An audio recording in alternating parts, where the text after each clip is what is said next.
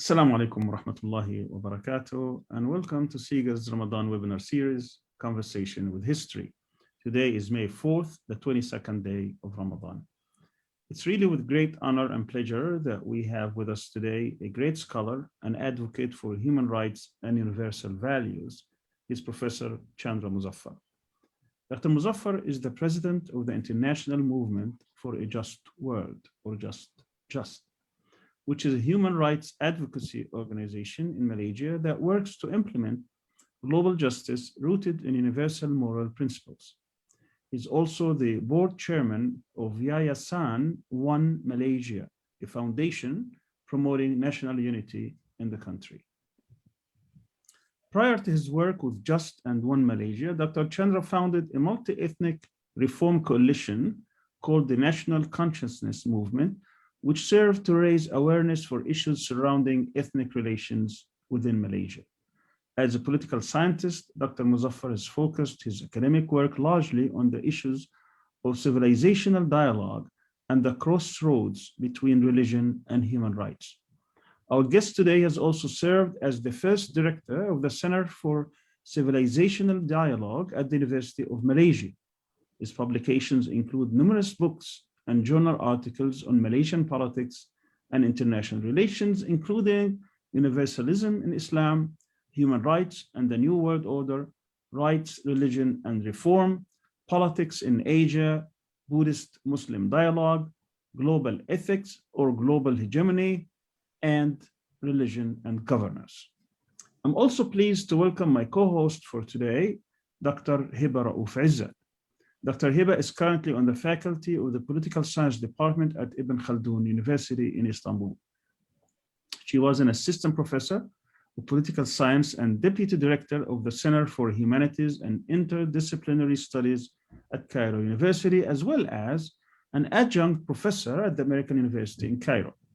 She had also been a visiting fellow at Oxford University, University of Westminster, University of California at Berkeley, and Georgetown University. Dr. Hiba Raouf Izzat received her bachelor, master's, and PhD degrees from the University of Cairo in the field of political science. She has researched and written on many topics, including global civil society, building global democracy, women and politics in Islam, faith and citizenship, and of course, on Islamic movements. I want to welcome both Professor Chandra Muzzafar and Dr. Hiba Raouf. Welcome. Thank you very much. Thank you for the invitation. You're welcome. Dr. Chandra, I want to ask you first by telling us a little bit about your early life and education.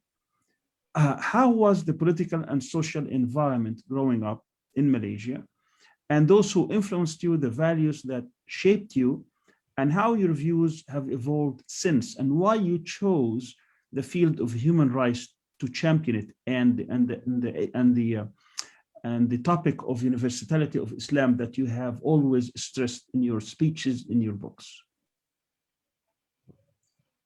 There are a lot of issues which you've raised, Prof. I'll try to be as brief as possible. Now, the three main influences in my early life would be, number one, I was stricken with polio when I was a child at the age of 4. And I think that had a decisive impact on my outlook and also on my general worldview. I would like to think that a crippling disease like polio at that young age had made me more empathetic, more compassionate, more concerned about the underdog in society. So I would consider that as a decisive factor. The second factor, which I think has had an influence on my early life, by which I mean my infancy, teenage years, and so on, would be the example set by my father. My father was a public spirited person. He was the chairman of the local town council and served the general public in all sorts of ways at great cost to his own well-being. That I think had an impact on my life here. And the third factor, which I think also impacted upon my growing up, was the multi-ethnic, multi-religious environment that I was familiar with from a very young age. Malaysia. What village or what city did you grow up in? The northern part of the country, the largest town was a town called Sunatani, which was right in the center of the state of Kedah, the northern part of the country. The easy way of introducing Kedah is it's a state that produced two Malaysian prime ministers. The first prime minister was from Kedah, Abdul Rahman, and the longest serving fourth prime minister, later seventh prime minister, Dr. Mahathir Mohamad. It's also from Kedah, so that's the state. Multi-ethnic environment. This was certainly a factor in my own household itself. I came from a Hindu background. My family was Hindu, middle class, and the person who was a sort of maid, the term that is used is Amma, who looked after me when I was a child growing up, was the Chinese Amma, Chinese community. And then, of course, some of the others, part of the household were Malays and Indians and all the rest of it. So that I think shaped my outlook too. So you grew up in a Hindu household, you had many Buddhist friends, and later you embraced Islam. Right. I embraced Islam when I was around 27. And as far as that part of my life is concerned, I think a number of factors explain this. Partly the multi-ethnic, multi-religious environment that I was familiar with, but also I would argue that I sort of gravitated towards Islam as I grew up because of the people I mixed with in school, my teachers, and all the rest of it. But if any individual had a very decisive impact, it was actually the late Professor Syed Hussein Alatas.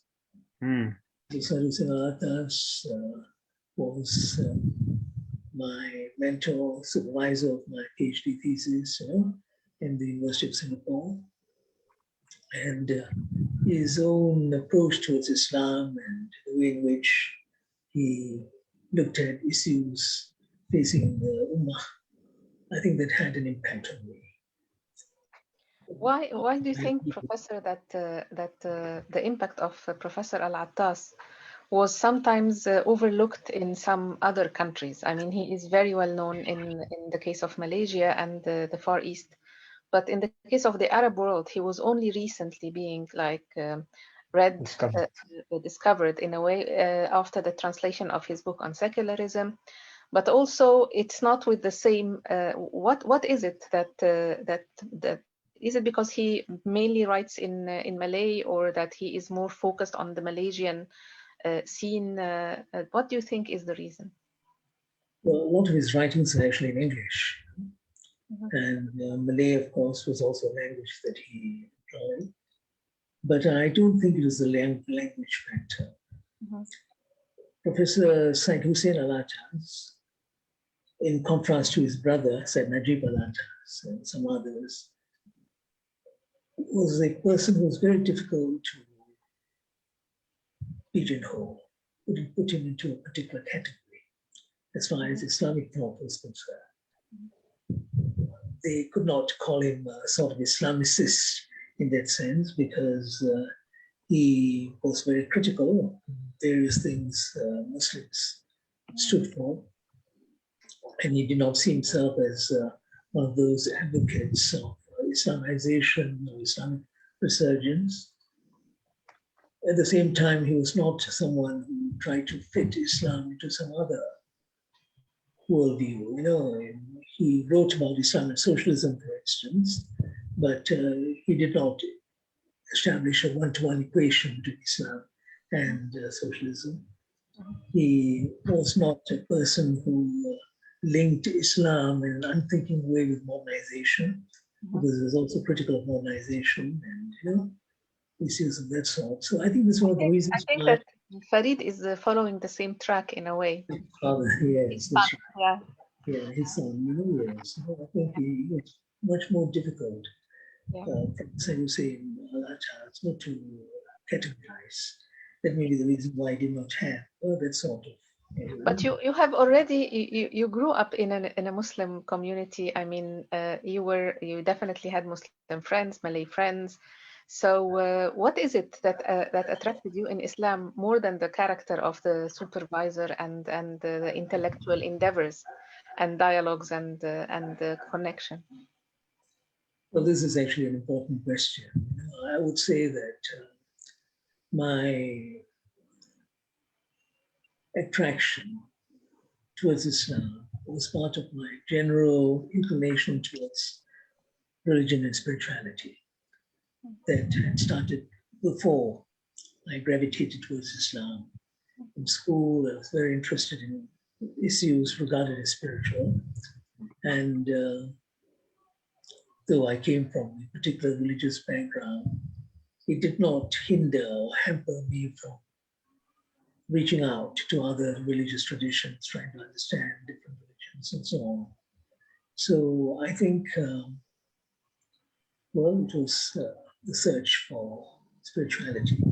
That is one of the main reasons. And within Islam, there were perhaps three dimensions that made a very big impact upon me in my modest and very limited way of trying to compare different religions, understand different religions and so on. I was attracted to the philosophy of Tawhid, the oneness of God, because to me it sort of was, in a sense, the answer that I was looking for, trying to explain one's existence, explain creation, explain the unity of being, in the total sense. So that was a very important factor. Number two, I was attracted to the very strong commitment that Islam had to social justice. I found that something which was really overpowering, the Islamic commitment to social justice. And I read quite a lot about issues pertaining to social justice, not just looking at the Quran or looking at hadiths and so on, but social justice in the broader sense. And for that reason, I read the writings of a number of distinguished individuals beyond my own supervisor. I was exposed at a very early stage to the writings of people like Muzzafar.English and people like Muzzafar.English of Syria. Yeah. That's right. Yes, Yeah, of the Al-Ishtirakiyya fil Islam, he had this book, Socialism in Islam, I believe. Yes, and also others who give a lot of emphasis to social justice as such. And later I came to know the writings of Ali Shariati and all the rest of the other thinkers. But in terms of social justice at the preliminary stage, it was mainly Iqbal that had a very great impact upon me, Muhammad Iqbal. And then I was attracted to yet another dimension of Islam. Apart from Tawhid and social justice, what attracted me to Islam was its notion of ethical governance. Compared to many other religious texts, I thought that commitment was very strong. Ethical leadership, ethical values in society, stand against corruption. The only scripture that I know which is openly contemptuous of corruption and abuse of power. Mm-hmm.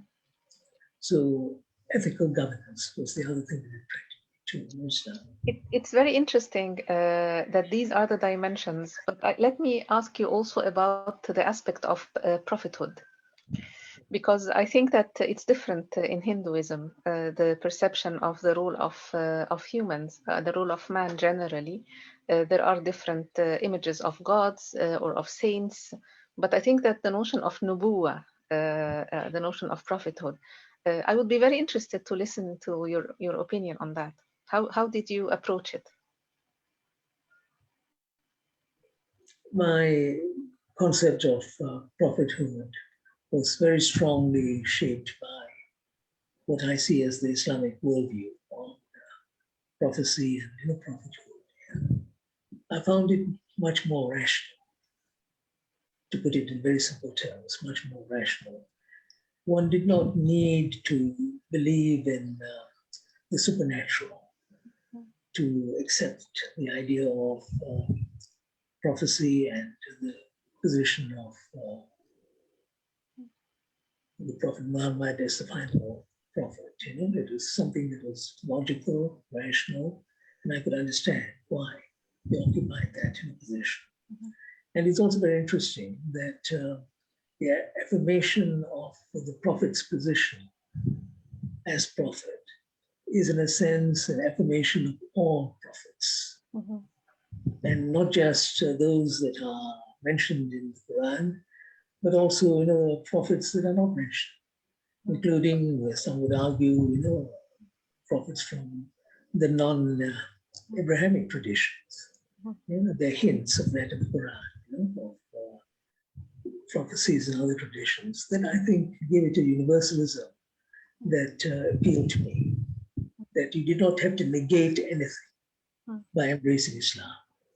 In other words, you affirmed what was there, what was self-evident.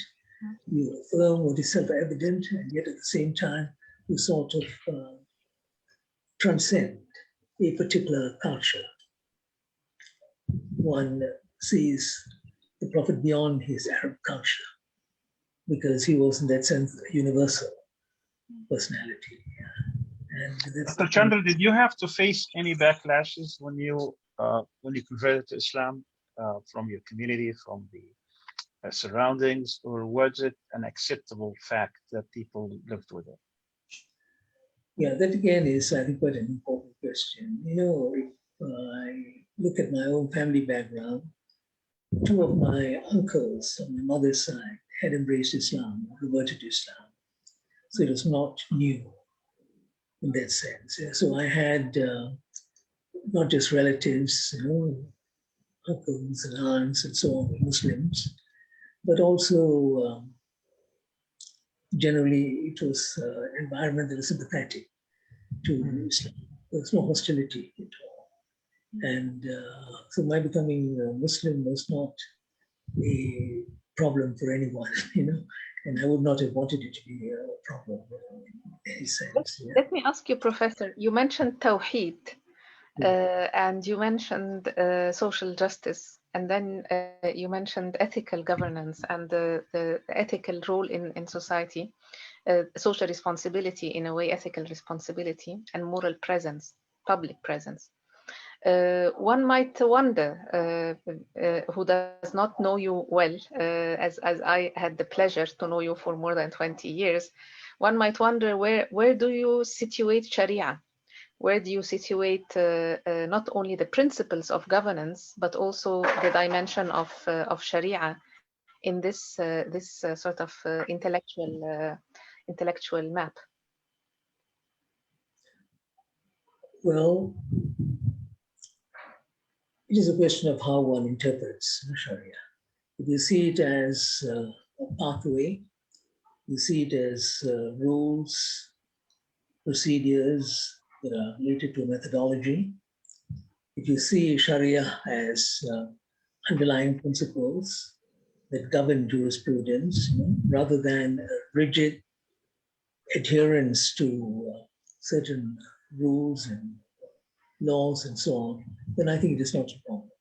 You see it as something which is necessary, which is part of the expression of Islam at the level of the individual, community, and so on. But I think Sharia becomes a problem when one adopts a rigid approach, when one sees it as the be-all and end-all, and you are basically saying that there are certain rules, forms of conduct, which are so powerful in Islam that you should adhere to those regardless of the underlying values or the lack of underlying values. I think you wrote in different articles and studies the importance of dialogue. So if there is a social dialogue and political deliberation on some of these aspects, this is the way to reach sort of a consensus as well, according to my understanding of your perception. Let me move to your career and interest in politics. You are a political scientist by training, and how do you see the crisis of political science today? Because there are so many writings about the crisis of political science as a science. It could not anticipate so many changes on the global level, not even on the national level in different countries. No one could anticipate the Iranian Revolution. Nobody could anticipate the Arab Spring. So there is a crisis in political science at the moment. But let's start with, why did you choose political science? With your background, why not other sciences? And then how you see the condition and situation of political science today? Yeah, two questions that are interrelated.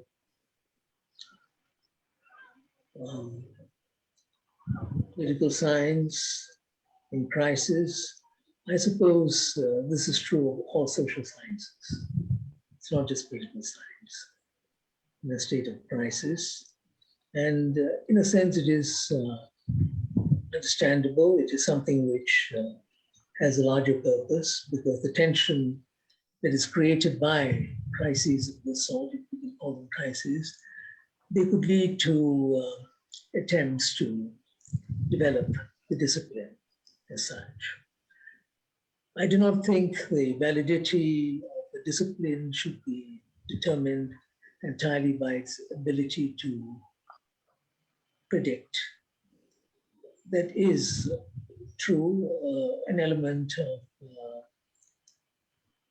science, which one looks for, that if it's predictable, then you can say that it can lay claim to being scientific. But I don't think that should be the only criteria. It is the ability to understand, to probe issues. Sometimes the predictions may be wrong, but nonetheless, you try to understand a phenomenon that centers around the human being. And for that reason, there'll be a lot of times when what you think will happen just doesn't happen.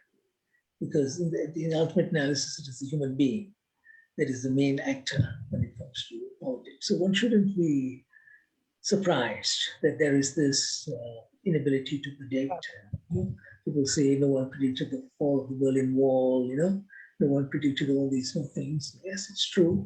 But on the other hand, analyzing a situation, looking at the shortcomings of societies, the strengths, that is the strength of an academic discipline.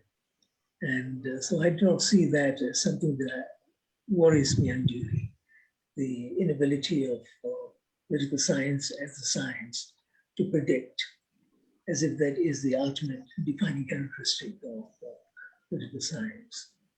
And the future of political science, I would like to think of political science as a discipline, like all other disciplines, all other social sciences, and perhaps even non-social sciences. They should be less concerned about their boundaries. They should be more open. They should observe what's happening and absorb from outside.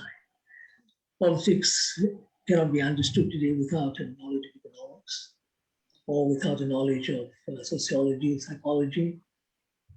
These are very important dimensions which one will have to study. And then one has to remain open to all these aspects of society. I think if you don't understand literature, you may not be able to understand the politics of a certain society.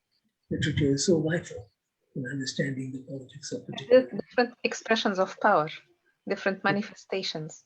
Yeah. Correct. Yes. Yeah. Dr. Chandra, if I may, you said one of the things that attracted you to Islam was the notion of ethics and ruling out corruption. But if we look at the Islamic world today, we'll find that most of the corrupted governments, most of the of unethical conduct, if you may, exists actually in the Muslim countries. How do we go from the theory to practice? This has attracted you because you're intellectual. You were able to read through the literature, through the Quran, maybe the practice of the Prophet, and so on. And you concluded that there is an ethical paradigm that suits society. Yet our societies are infested with corruption and unethical conduct. How we can make that theory into practice today, in your opinion? It's a challenge which faces the followers of all religions. If you look at Christianity, for instance, what was Christian about empire building? That's what Christianity became known for, the empires it built. Christianity was associated with apartheid, don't forget, through the Dutch Reformed Church in South Africa. So this is true of all religions. Look at Hinduism, the caste system. The caste system is not part of the Vedas, it is not in the Upanishads, but it is part of the superstructure of Hindu society. So in all societies, you have this dilemma. Buddhism is another example. Look at what's happening in Buddhist Myanmar today. How does one explain that in terms of its ethical values? So I think first you have to accept that there is a contradiction between values and what happens in practice. And I see it as a challenge to all of us to bring our existing realities as close as possible to the ideals contained in the religion. That is what we should all strive to do.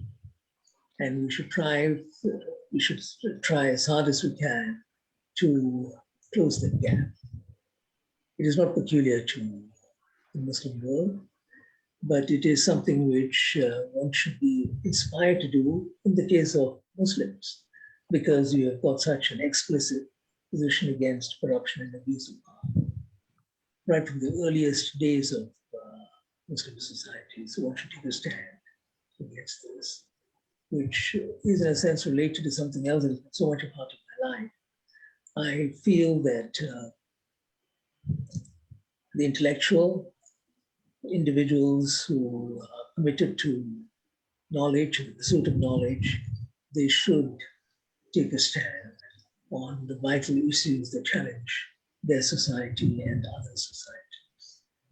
But how do we do it? My question here is, I understand the theory part of it, but do you think this is going to be done through dialogue? This is going to do through rebellion, through revolution, through politics, involvement in politics, democracy? What is the means by which we can take these principles in the Quran, in the Sunnah, in the tradition, and make them into practice? What do you think? I mean, you've been an advocate. I mean, a fierce advocate for human rights, for democracy, for other peaceful transitions. But how do we go about this? We saw what happened in the Arab Spring and the counter-revolution movement that basically preempted it. One has to go on trying. If the Arab Spring has taught us anything at all, it is the importance of continuous struggle. We don't give up. And if people a few decades ago had felt that one should give up in relation to any of the great changes that have taken place in human society, then I think the world would have been all the poorer. Whether it's a struggle for women's rights, or a struggle to enhance the environment, or struggles related to good governance, you just have to go on and on. And there'll be other generations after you. And I remember saying, attributed to Iqbal, when he was asked, how he saw the ideas that he had generated and what was the future of those ideas. He said the one thing that had given him a lot of confidence was that there will always be other people who would come along to carry the torch. And they will Do you see any particular role for the scholar, for the alim, for the educated? Yes, I think they have a role, because I think the alim, if you like, has to be honest. That is the first precondition. Laying out the facts, the situation. Of course, we all have our limitations, but nonetheless, the person who is intellectually inclined has to be honest, be truthful, and at the same time has to show courage. Because there'll be risks. There'll be risks, and you have to pay a price. Yeah? A lot of people right through history have paid the price. Yeah? And I think the great example of Imam Hussein for history, or the whole of human history, is his willingness to sacrifice everything for a principle. So you endorse the fact that people may have to actually rebel against a corrupt state? Yes, yes, that is one's duty. One may have to go against a corrupt state if there is no other avenue left to do it. Let me touch on this sense of responsibility, sense of public responsibility for the person who carries knowledge. It struck me that you resigned from the university. You decided to leave the academic post and basically turn into more active figure in society and become a public figure or a public speaker, a public activist. And this is also a price. Sometimes it's the price is you have to pay. You did not choose. Like being detained, for example, in the 80s, like what happened to you, and I will come on to that later. But sometimes you make such a decision of shifting career and deciding to continue writing and continue being engaged intellectually, but at the same time become more active in society. The same decision was taken by Dr. Messeri, who introduced us to each other at one point.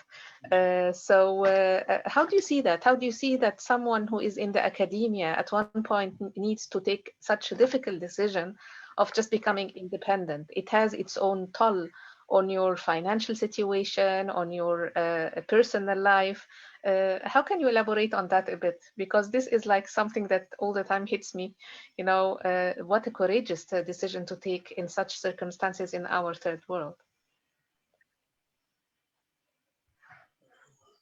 Maybe someone else should talk about this. You asked me, what my thoughts on this.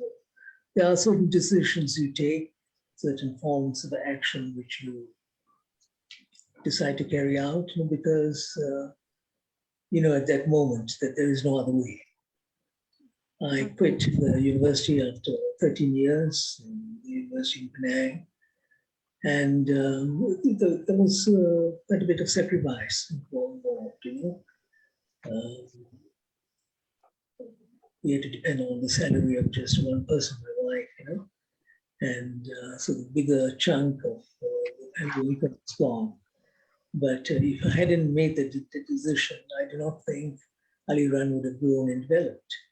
Yeah, I devoted most of my time to Ali Run in the mid 80s. Yeah.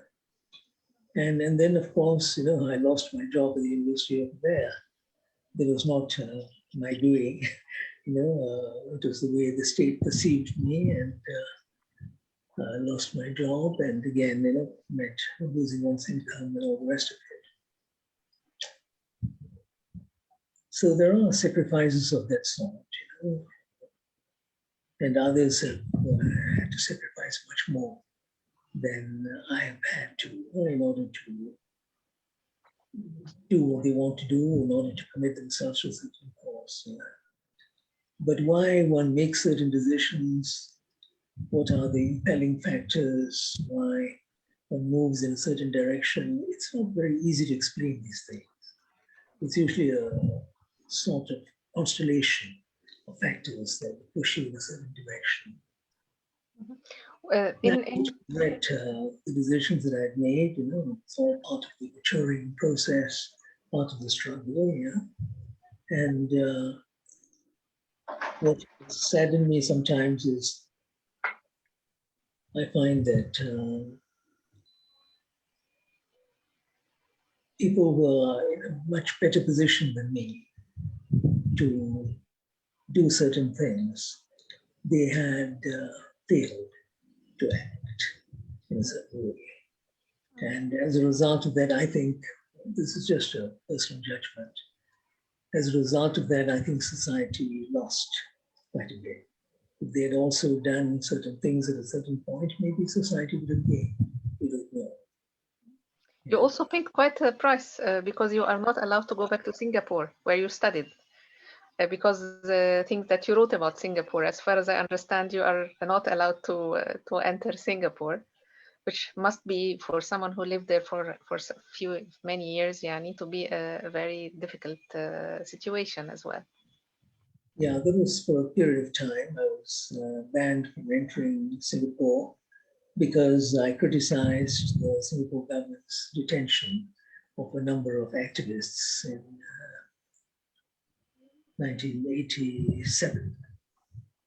And I was barred from entering Singapore from 1987 to 2003, that period of time, you know, but they lifted the ban completely.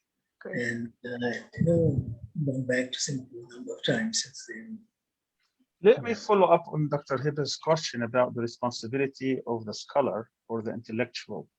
That it shouldn't be, I mean, from your life experience, it shouldn't be just bound to observe and reflect and write and provide knowledge. It should really extend to the fact that you should be part of the reformation of society, or the soul of society, if you will. Is that how you perceived your role and made that decision to leave the university and dedicate your work for these values? You wrote a lot about universalism, about ethics, about ruling out corruption, about human rights, about democracy. Tell us about this phase of your life. You know, how you chose these topics to focus on, and have these made any difference, particularly in Malaysia? When a few friends of mine and myself, we launched Adiran, the body that I referred to earlier, this multi-ethnic reform group, we didn't call ourselves a human rights group. That's very significant. Deliberately, we called ourselves a social reform group, multi-ethnic social reform group, because I felt, and so did my friends, that in order to bring about change in Malaysia, you cannot just focus on human rights per se. There should be a broader concept of the human being, which is why right from those years, I'd linked rights to responsibilities, to roles, to relationships. One of the phrases that we coined at that time was that if the Enlightenment tradition in the West was concerned with 1 R, rights, we are concerned with 4 R's, rights, responsibilities, roles, relationships. And these things are all equally important. Ultimately, for the human beings, relationship with Allah, with God, with fellow human beings, nature, and so on. And responsibilities, which are as important as rights. In fact, some would even argue that rights emanate from responsibilities. And that's what gives a certain spiritual strength to one's commitment to rights, because it's seen as a responsibility to stand up for justice, for instance. Let me ask you, why do you think, at least from my experience in the Arab world, why do you think that many Islamists or Islamic social movements did not give human rights enough attention in their activism and in their agendas?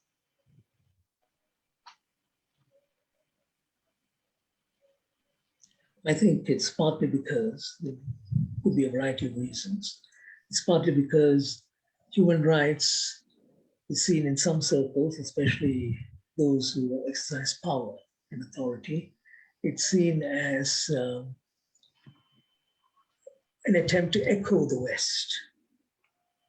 Human rights is seen as, you're just echoing what the West wants or what the West sees as your society, and that it's not right that one is just echoing what someone else sees as what is good for your society.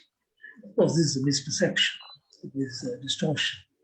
But part of the problem is with the champions of social justice, of change, because they have not been able to develop a broader concept of rights and responsibilities and all the rest of it. Yeah. That's beginning to change, I think, in some respects, is because whatever one may say about the Arab Spring, especially in relation to your country, Egypt.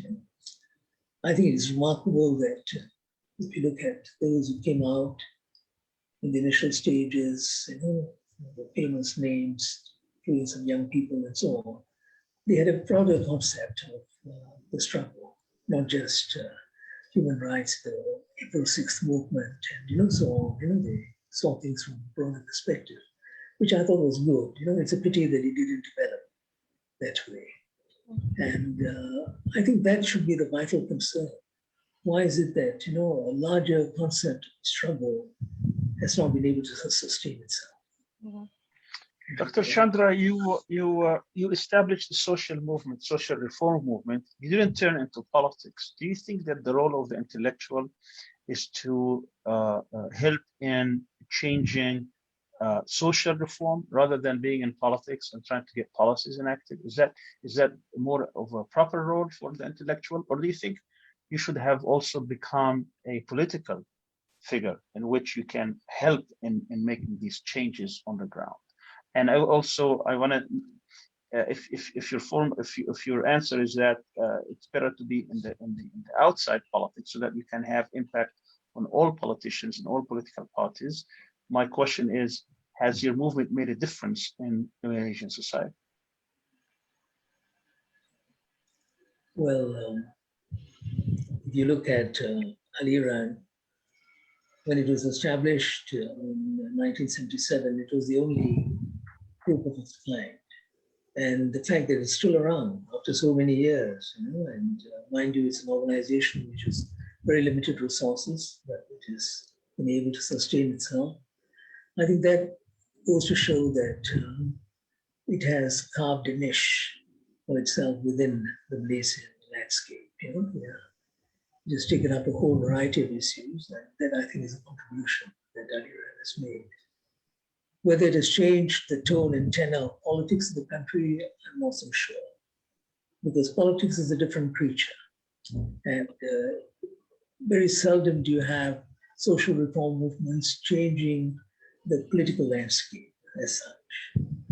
They have become part of politics after a while, like in the case of the Fabian reform movement in Britain, Fabian socialism and its impact upon the Labour Party and, politics in Britain. Things like that have happened, but most of the time their influence is confined to civil society rather than political parties as such. How do you see politics for a short while? Sorry for interrupting. Because when Prof. Aryan raised this thing about one's political role and one's role as a reformer and so on, I strayed into politics. For a couple of years, I was in a political party. I was the deputy president of the Social Justice Party that was established by Anwar, in a sense, by Anwar Ibrahim. His wife was the president, and I was the deputy president. And I left after a while. partly because I think there are certain personalities that are not suited for politics. You have to be a certain type of person to be able to sustain yourself in the political arena. Mhm. Others who think that they can and would want to sustain themselves, I tell them all the best. But some of us are not made for that sort of role. But you need politics, and you need people to be actively involved in politics. Sometimes you succeed, sometimes you don't, but that is the reality. But your role as a social reformer continues. It doesn't stop. Well, in relation to Malaysia, it has continued, but in a much more muted way. After 1991, 1992, I've been focusing much more on global issues, less on Malaysian issues. And there's a reason for this, because we look at the decision that I made after leading Aliran for 14 years. I thought that it was time that I handed over the leadership to others who were part of the group from the beginning. One of the main reasons that drove me in that direction was what was happening globally. The Soviet Union had collapsed. There was a unipolar world that was emerging. And those who had the helm of the unipolar world made it very clear they wanted to shape the world according to their image of what it would be. And I found that a bit disturbing, that there was this drive in that direction. It's one of the main reasons why a few friends of mine and I, we formed JUST. The focus was global issues because we felt that global issues were going to dominate the landscape. And we needed voices that would speak up against this sort of unipolar world. Okay, I think that one of the dimensions that I noticed, you talk a lot about Islam and the West in different writings, and I was wondering, with the changes, political changes taking place in India, and you have an Indian sort of lineage in a way, and also China. How do you see our Muslim global thinking should deal with the rise of China and with the situation in India going to towards more polarization, etc.? A lot of civil society groups have already spoken out from within the Muslim world on these issues. And as always, they are divided, that's to be expected. There are groups that are sympathetic to the rise of China. There are also groups which are sympathetic and yet critical. They can see the good points, the bad points, and that's the sort of position that I would be more inclined towards, because there are, I think, strengths and weaknesses in both Chinese domestic and foreign policy. And likewise with India, one doesn't adopt a sort of knee-jerk reaction against India in spite of what's happening in India, because again, you have to see India from a much broader perspective, their strengths, their weaknesses, the good points, bad points, And that should be the approach that most of us should adopt, if you ask me. Because the intellectual contribution that the intellectual can make is to adopt a balanced position. Acknowledge the strengths, at the same time, criticize the weaknesses, play that role. And yet at the same time, you have to take a position on certain issues based upon facts and what is happening on the ground. For instance, you cannot dismiss, you cannot underestimate the impact of global politics in the way in which China is perceived. A lot of it is partly because China is an ascending power on the global scene. And so you find that there are people who are very antagonistic towards China. And they set aside the facts and so on. It's a sort of an attempt to echo what the centers of power in the West expect them to do, which I think is not right. On the other hand, there are those who feel that a more balanced world will emerge with the rise of China. But because of that, because they want to see a more balanced global situation, they're prepared to overlook all the shortcomings of China, which is also not right. Because I think we have learned from a recent experience the failure of important elements on the left to understand what was happening in the Soviet Union. And because of that, one sort of adopted a very lopsided perspective on the Soviet Union at that time. When I think if people had been a little more critical, seeing the strengths and weaknesses, maybe that would have helped the Soviet Union, but they didn't. So likewise with China, I think one has to be balanced, but at the same time, do not sort of just rub the Chinese nose in the mud, as it were, simply because that's what Washington wants us to do. I don't think that's right either.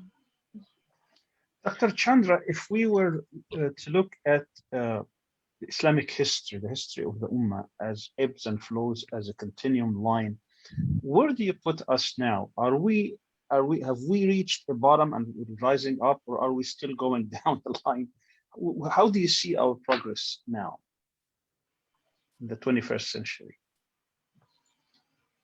I don't think one can generalize, Prof. In other words, there will be some areas, and I do not just mean geographical areas, but in some aspects of society where Muslims are doing quite well. And there are certain areas where I think we have regressed. That has also happened. Can you identify these areas where you think we progressed or where we regressed? Yeah. Well, I think in terms of achievements in the area of pursuit of knowledge, science, we have many more universities today, many more educated elements in our society compared to the past. Some have done really well, especially those who have moved to other countries, and they've been able to contribute. Scientists, Muslims in other fields of learning, they've done well. But regression is also obvious in some respects. I think we have become a much more ritualistic and much more form-oriented society than we were in the past. I may be wrong making this comparison with the past, because there have always been rituals and forms, it's understandable. We need them, it's part of living. But when I look at our obsession with rituals and forms sometimes, we lose sight of the underlying meaning of whatever it is, whether it is the ritual connected with the sacrifice, the Hajj, or it is the fast itself, we are in the midst of a fast, the underlying meaning, its purpose. I get the feeling that we sometimes miss the real message. And that has become a very big problem in the Muslim world. I've often given this very vivid example. How is it that it was so easy for Muslims in Europe, with the help of Muslims in other parts of the world, to launch a global movement to defend the hijab? The hijab is important, I'm not denying that. But a global movement to defend the hijab, which is led by some very prominent Muslims. Why is it that we've not been able to develop a global movement to uphold amana? The notion of amana, of trustworthiness, of integrity. We've not been able to develop a global movement. And yet we need this much more than perhaps certain other things. Let me ask you on this and the sort of global global activism from the Muslim world and the agenda of the topics we are interested in. As you referred, there is a prioritization of some issues that are quite important, but might not, there should be other issues as well to be advocating, etc. What can the Muslims in non-Arab countries, because there is, as if the Muslims in Islam in the Arab world is the center, and the other areas are the hinterland in a way. What can the Asian Islam teach the Muslims in the Arab world in terms of respect of plurality and respect of the dimension of openness to other practices? I was very impressed by your book, Religion and Governance, because I saw that not only did you invite people from different religious traditions, but also Aboriginal, indigenous faith practices and spiritualities, etc., and how they can contribute to the discussion, something that no one in the Arab world would basically think of, because the experience is different, our exposure to such cultures is different, etc. So how do you see the role of Asian Muslims in the Muslim world to basically offer and contribute to the wider Muslim thought at this very critical moment of globalization?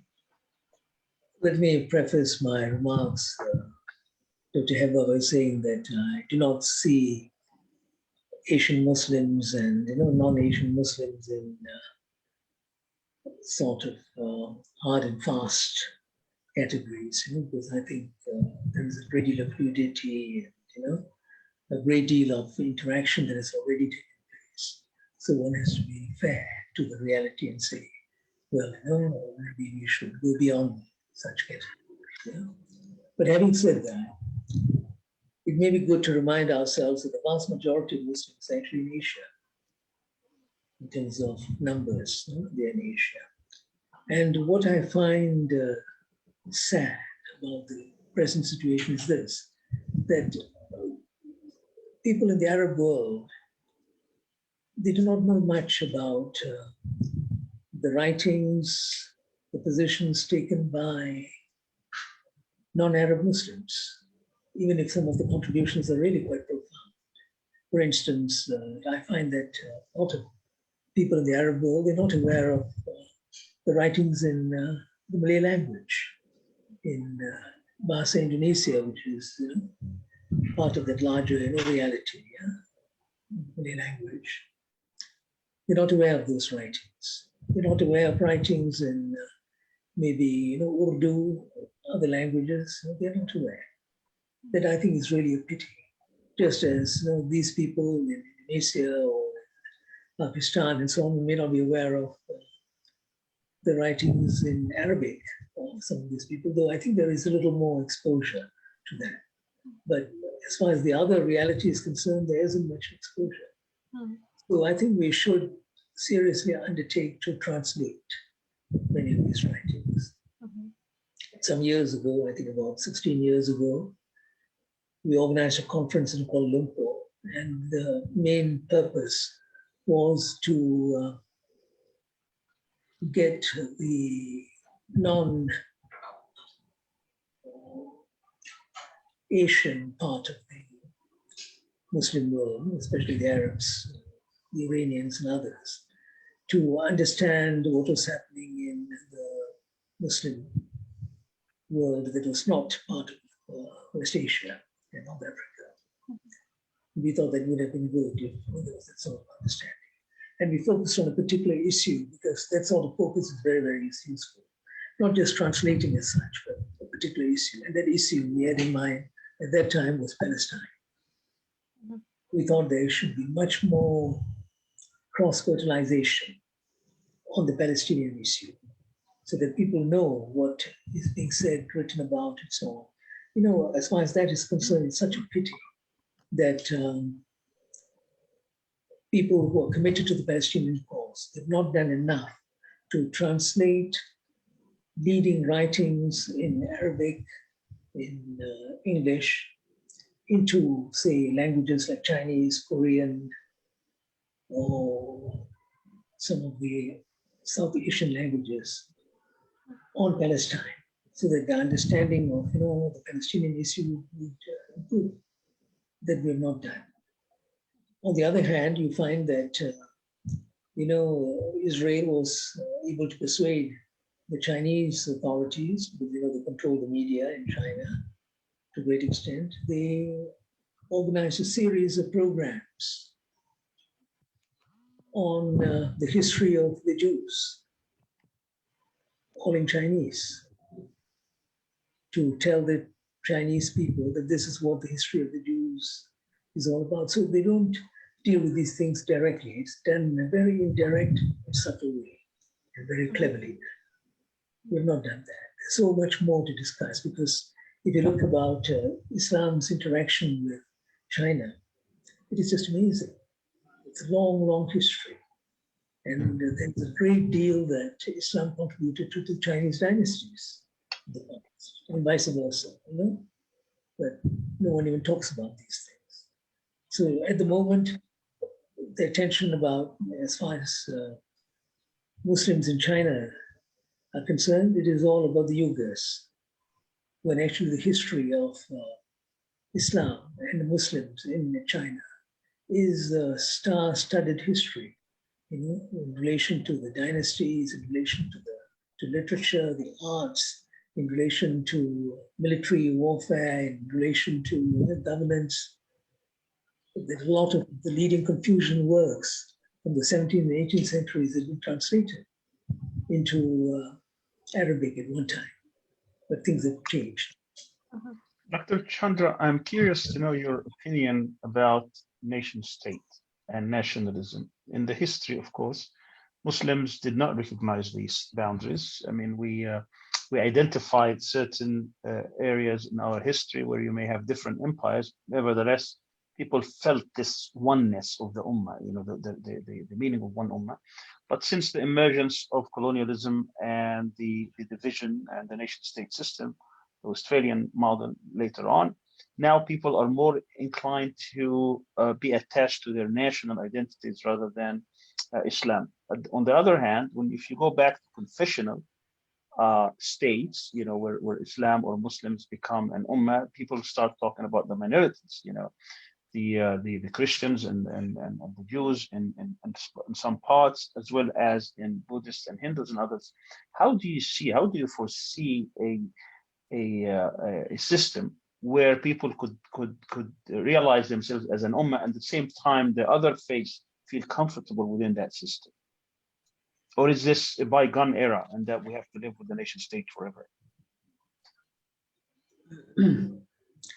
Well, the nation state itself is in a crisis of sorts, partly because of the forces of globalization and the forces related to regionalization. Both these forces are directly and indirectly undermining the nation state. Regionalization is very, very important. Don't forget that if you look at the largest Muslim country in the world, Indonesia, it is a very important actor for ASEAN, the Association of South Asian Nations. And Indonesia is, in fact, the fulcrum of ASEAN.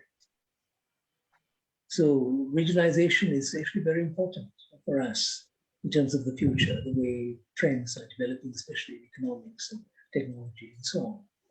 So I don't think we should ignore the forces of regionalization, globalization, and all the rest of it. They're going to impact upon nation state much more in the future. So I don't think nation state is something that is cast in stone. It will not change. It is changing and it will continue to change. What I think Muslims should think about is how they can contribute from the perspective of Islam, some of its very unique features, how they can contribute to the world that is yet to be born. I think this is what we should be thinking about. Let me ask you regarding the global scene. Of course, there are ethical, moral issues, political, economic, social, related also to globalization and global justice. And you established the movement of JUST. But how do you see also the sphere of technology? How technology is posing a threat on all levels when it comes to the use of technology in conflicts, in wars, etc. How do you see this issue of artificial intelligence and technology and the future, and how Muslims should deal with these technological challenges?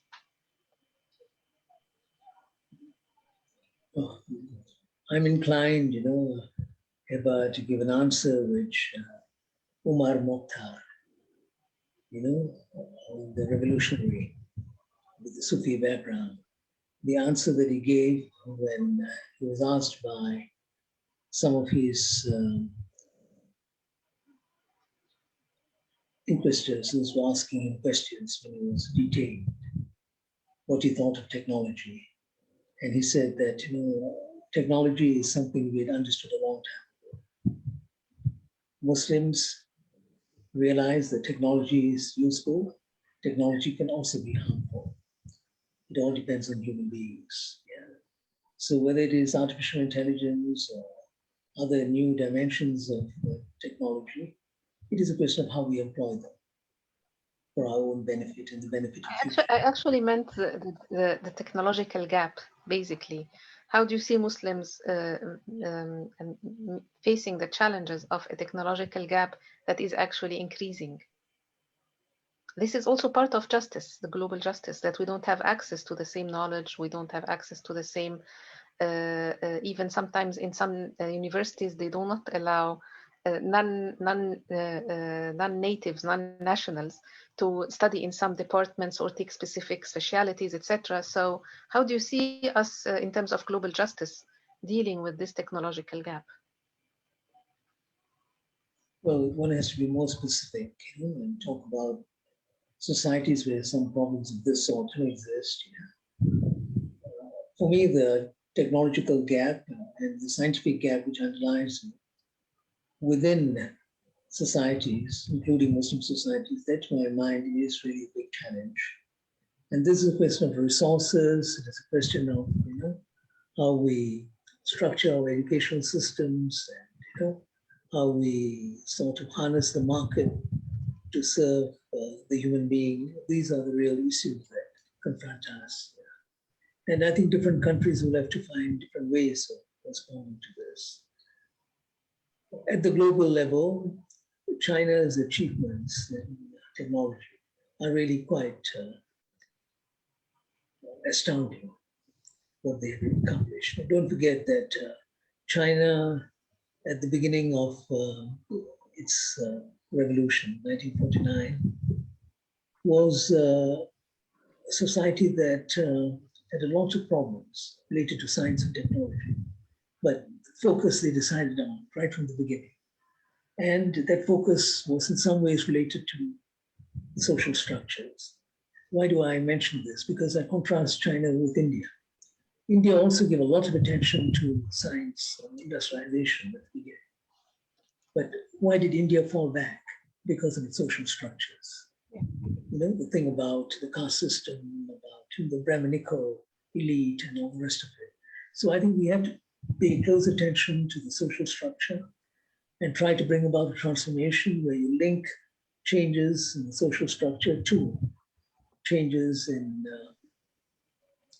scientific achievement and technological achievement. Dr. Chandra, I have a question, and then I'll give the last question to Dr. Hiba, and we have 5 minutes. So my question is, I was thinking of the different challenges facing the Muslim Ummah today. You did mention Palestine, and I see Israel, and also the challenge of modernity. How do you think, or what do you think should be the response to these two challenges? First from the intellectuals, and then from the Ummah as a whole, the challenge of Israel and the challenge of modernity.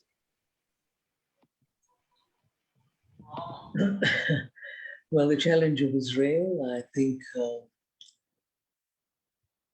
we have to hold on to our principles.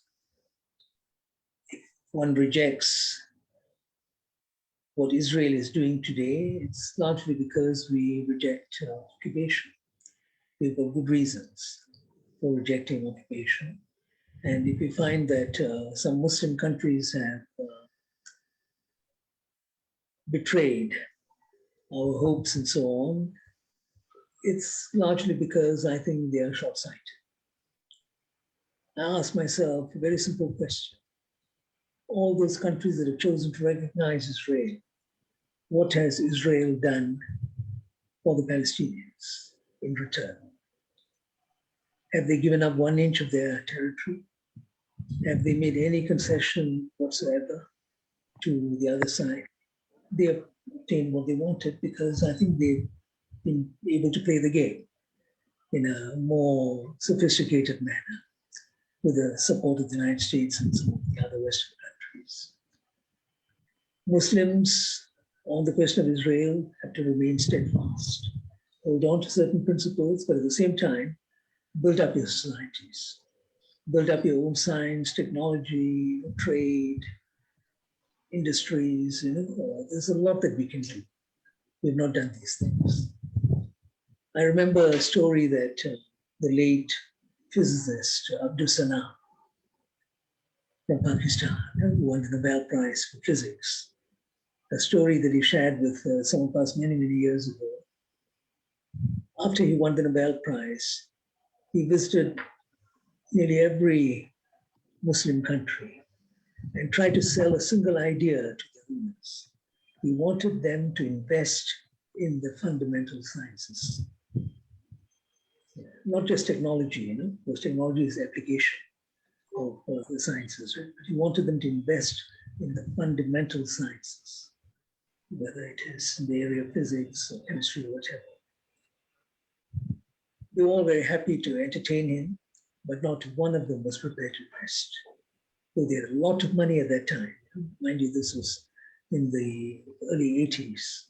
They had a lot of money, but they were not prepared to invest. This is where our priorities and our mindset is the problem. We talk a lot about science and all the rest of it, but are we really investing in the right things as far as science is concerned?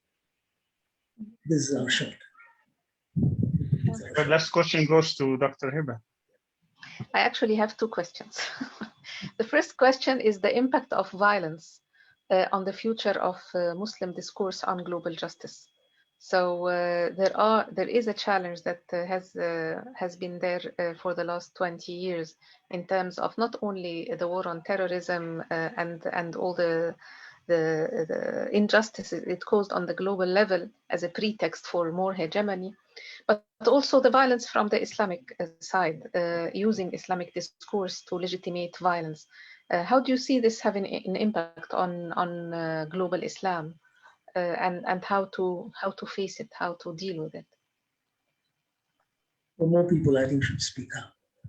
This is where the role of the intellectual comes in, saying that, this senseless, mindless violence has no place in Islam. We have to be very forthright about it. It doesn't mean that you're betraying the struggle, whether it's Palestine or some other struggle, Kashmir. You're committed to certain values and principles. You don't think that resorting to violence would help us to achieve those goals. We can be much more creative when it comes to struggling for justice.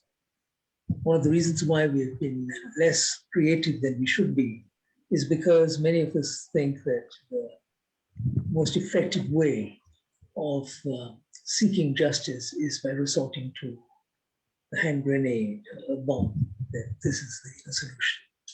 I think this is where we are mistaken. We're mistaken. But unfortunately, you find that those of us who are committed to genuine change and at the same time want to hold on to certain principles, you find that they are sometimes in a dilemma. They sort of go against people who are seen as resorting to violence without realizing that those who resort to violence, among them are people who may have very clear principles, who have a clear commitment, and we should dialogue with them also and say, look, can we do it in a different way? I think that sort of dialogue is what is missing. This is in response to this thing about violence, and how we can approach this challenge. Yeah. So you got 1 more minute if you want to have another question. I'm just asking for a wisdom. I've always looked up to you, Chandra, as a figure, as a role model. So I just want you to give us in the last minute sort of some of your wisdom, some nasiha for those who are watching you. Particularly the youth. Yeah, exactly. This may sound like a cliche, Prof. Arian and Dr. Heba, but let me say this nonetheless. I think we have to hold on to our fundamental principles as enunciated in the Quran. And there are many Muslims who will be very surprised to hear this, that maybe the best example for us of someone who was part of a struggle in very difficult circumstances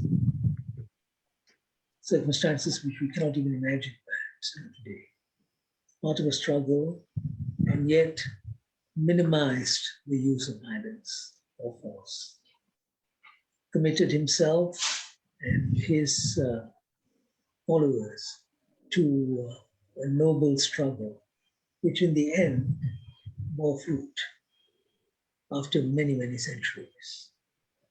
This is the example of Rasulullah. I think that is the example that we have to keep in mind. Instead of just sort of celebrating his birthday and walking the streets and all the rest of it, I think what is important is to understand the inner meaning of this struggle. So that would be the nasiha for the young in particular. There is a deeper meaning to this struggle, and especially if you look at what is happening all over the world today. There is a message that the world wants to hear, and that is a message that is contained in the Quran, of justice, of compassion, mercy, all those are values. But are we able to put them into practice and to convey the essence of this message, this eternal message, within the context of our time and of our period in history? That I think is our real challenge. Thank you so much, Dr. Chandra, for this remarkable and wonderful interview and conversation and piece of advice. And thank you, Dr. Heba, for co-hosting and being part of this program. I really enjoyed it tremendously, and I'm sure our audience as well. For tomorrow's guest, we're going to have Professor Joseph Massad from Columbia University. And with me would be Professor Abdullah Mariam from Georgetown University in Doha, Qatar. Hope to see you tomorrow. Please tune in. Thank you very much. Wassalamu alaikum wa rahmatullahi wa barakatuh. Thank you very much. Assalamu alaikum. Thank you.